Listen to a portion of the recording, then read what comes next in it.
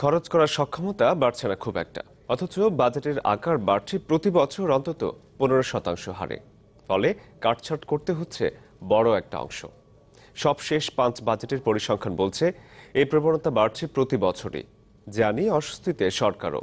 অর্থ প্রতিমন্ত্রী বলছেন, আকারের সাথে দক্ষতা বাড়ানো সরকারের অন্যতম লক্ষ্য। এবার বাজেটেই আসতে পারে সেরকম নির্দেশনা। ইকবাল আহসানের রিপোর্ট।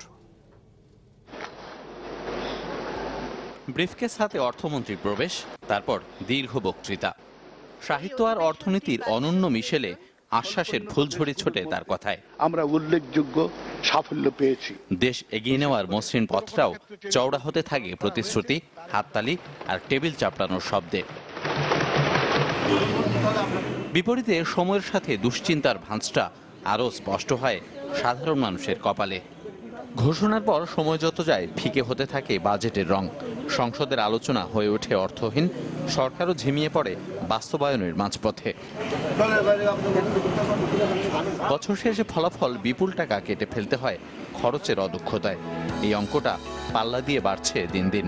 যেমন 5 বছর আগের প্রস্তাবিত বাজেট সংশোধনে কমেছিল মাত্র 2000 কোটি টাকা, কিন্তু 2016-17তে এসে সেটি কমছে 23,500 কোটি।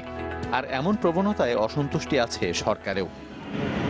অর্থ প্রতিমন্ত্রীর মতে, বাজেটের পূর্ণ বাস্তবায়ন এদেশের প্রেক্ষিতে এখনো কঠিন। এইটাকে আমি ভালো বলছি না, ভালো বলার কোনো স্কোপ নেই। কেন এত সংশোধনের প্রয়োজন হবে? আমাদের যে প্লাস মার্কেট বেশি হয়ে যায় তখন অস্বস্তি লাগে, এই আর কিছু না। তো এটা যে ভয় পাওয়ার কোনো ব্যাপার নয়, এইটা বাজেট প্রক্রিয়া হবেই। বাস্তবায়নের সক্ষমতার বাইরে যে ধারাবাহিকভাবে বড় ধরনের অঙ্কের বাজেট তৈরি করলে যেটা হয়, বাজেটের আর্থিক কাঠামোর গুণগত মান পতন ঘটে, অপরদিকে বাজেটের যে বিশ্বাসযোগ্যতা সেটাও নষ্ট হয়ে যায়। বাজেট ছেঁটে ফেলার বড় কারণ উন্নয়ন বরাদ্দ খরচ করতে না পারা। গেল 5 বছরের হিসাব বলছে, বরাদ্দ যাই হোক, খরচ হয়েছে সর্বোচ্চ 93%। এমনকি 2011-12 অর্থ বছরে 41,000 কোটি টাকার এডিপি থেকে ফেরত গেছে 3,000 কোটি। একইভাবে 6,000 কোটি টাকা ফেরত গেছে 2015-16 অর্থ বছরের উন্নয়ন বাজেট থেকে।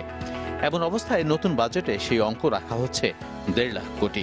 প্রশ্ন হলো, এটি বাস্তবায়নে কোন অলৌকিক কৌশল নেবে সরকার? বাড়তি বরাদ্দ দেই বিদায় আবার থেকেও যায়, এবং দিচ্ছে এই কারণে যে তাকে অনেকটা প্রলুব্ধ করা, তাকে অনেকটা উৎসাহ দেওয়া যে সে যেন ব্যয় বেশি করতে আগ্রহী হয় বা বাস্তবায়ন করে। দক্ষতার ক্ষেত্রে আমরা খুব একটা কমফোর্টেবল পজিশনে নই, এটা আমরা নিজেরাও জানি। কারণ হয়েছে কি, আমাদের আমলাতন্ত্র যারা কাজ করছেন বা আমাদের প্রকৌশলী বা অন্য যারা এর সঙ্গে জড়িত আছেন, তাদের অনেকেরই অতটা অভিজ্ঞতা নেই।